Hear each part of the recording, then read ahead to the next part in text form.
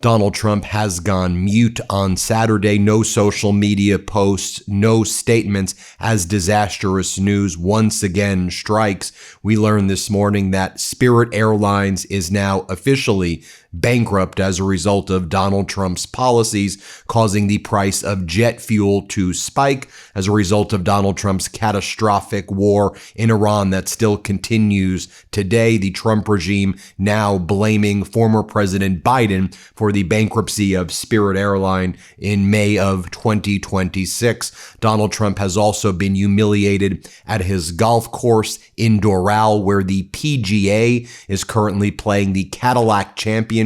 As we've been reporting on the MeidasTouch network, very low attendance at this tournament, perhaps the worst attendance of any tournament in PGA history. You have Iran continuing to call out Donald Trump for all of his lies when Donald Trump is pretending that he's having negotiations with them. Iran is calling them out and saying, we are never giving up the Strait of Hormuz. Also, Donald Trump removing 5,000 American soldiers from a Air Force base in Germany, and Germany and the European Union responding and essentially saying, that doesn't scare us. We don't care. We've essentially have already wrote off the United States as an ally. And you have the Polish foreign minister, for example, another foreign minister saying, we expect this. The German foreign minister also, they're all saying, we expect this from the United States.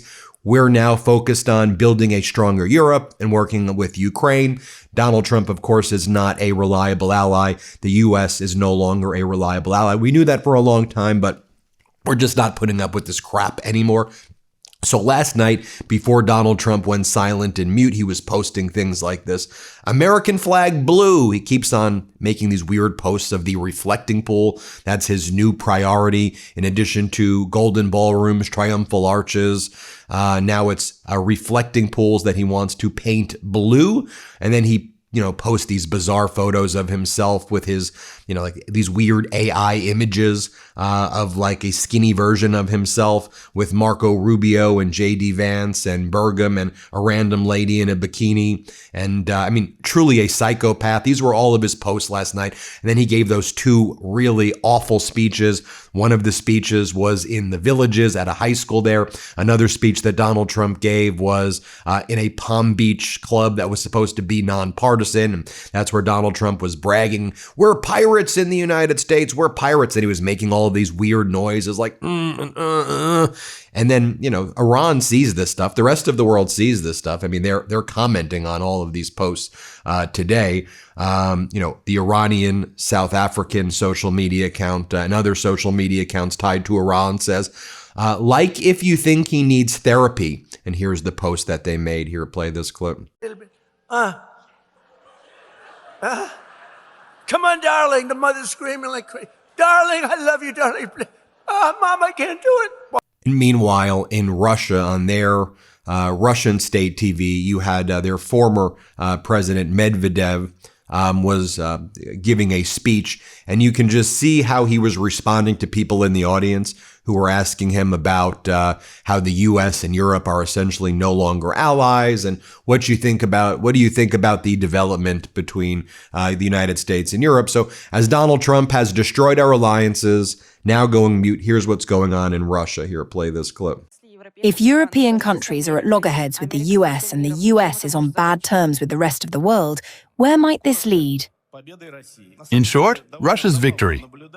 It's actually quite amusing to watch how relations between the United States and Europe are developing. This isn't about which side we're on. We have our own interests. And then this morning you had Sean Duffy, Donald Trump's transportation secretary, holding a press conference following the official bankruptcy of Spirit Airlines, where now I think they had about 7,500 employees left, but in total they had about 17,000 employees. So 17,000 employees lost their job. The remaining 7,500 are now out of jobs. And Sean Duffy's response is, it's Biden's fault. It's Pete Buttigieg's fault. No one is buying this, Duffy. No one is buying this, Trump. We know that you guys are in charge right now. This is just so utterly ridiculous. Play this clip. I'll take your questions in a second, but I think it's important to talk about why are we here today. there was a proposed merger between JetBlue and Spirit.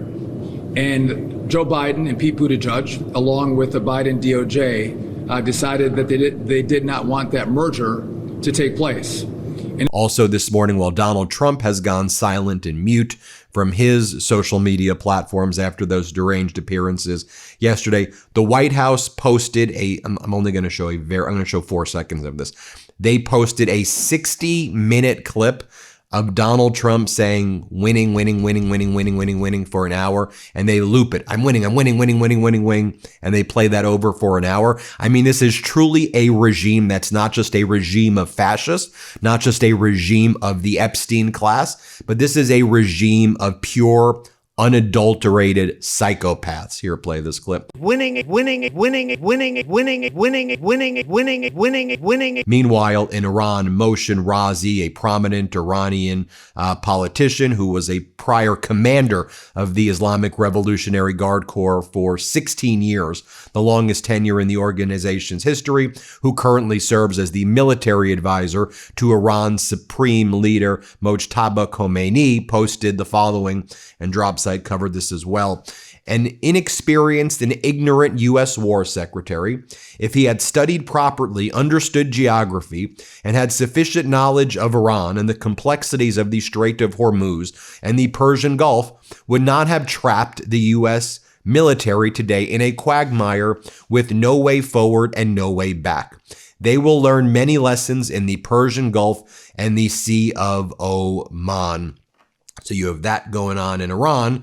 Then in Venezuela, acting president, dictator Delcy Rodriguez, who Donald Trump propped up because he said, if we take over Venezuela, all of our oil prices are going to be so cheap, we're going to take their oil. I mean, one, a ridiculous, imperialistic, horrible thing to say and do. But separately, has Venezuela resulted in your oil prices being cheaper? Is that the way it works? Acting President Delcy Rodriguez was asked about a timeline for elections in Venezuela, and she says, I don't know, sometime, very cavalierly, because Donald Trump just props up dictators. Here, play this clip. President Rodriguez, a few questions from the press? No, I'm okay, thank you. Just, when do you expect to hold elections in Venezuela? I don't know. Sometime.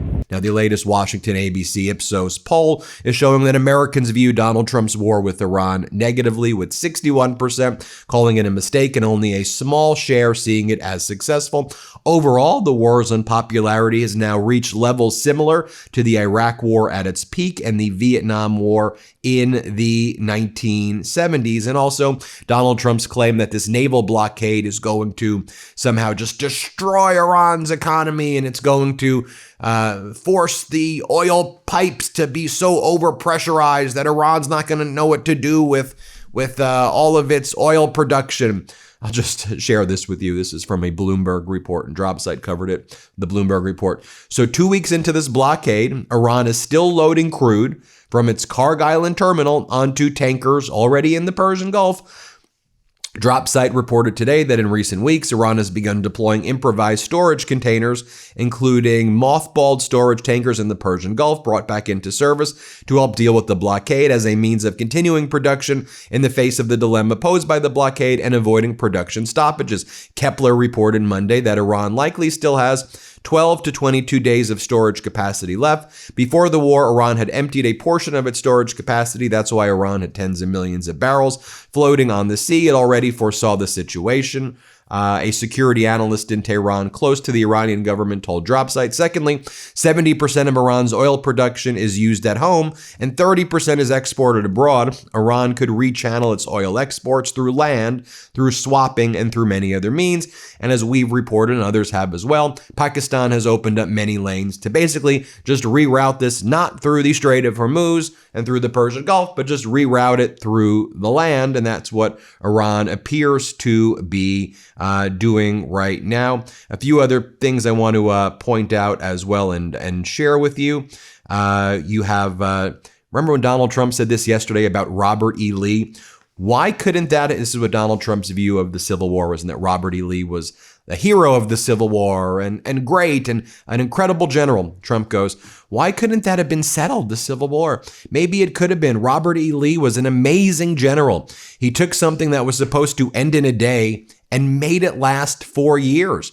If Gettysburg didn't happen, he would have won. And as our editor-in-chief, Ron Filipkowski, and anyone who knows anything basic about the Civil War would tell you, this entire thing is ridiculous. But Lee also demonstrated extremely poor generalship at Gettysburg that resulted in a third of his army becoming casualties. He also didn't take over command of the Army of North Virginia until 14 months after the war started.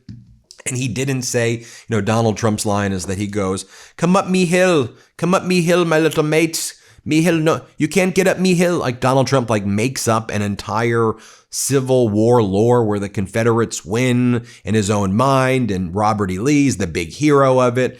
And isn't it also just very telling with Donald Trump that for him, Robert E. Lee should be applauded when the Confederates should have lost in one day? He thinks it's amazing that they drew it out for 4 years. That gives you a lot of his insight. Finally, let me just tell you what they're talking about in Iran right now if the U.S. escalates. Professor Morandi over there, who travels with the Iranian negotiating team, here's how he describes what Iran is planning in the event there's escalation. He says this time there will be counter assassinations and attacks on the leaders in the Arab nation neighbors that are allied with the United States. Here, play it. Well, the only thing I can think of is that they will continue to do the same as they did before, assassinate, bomb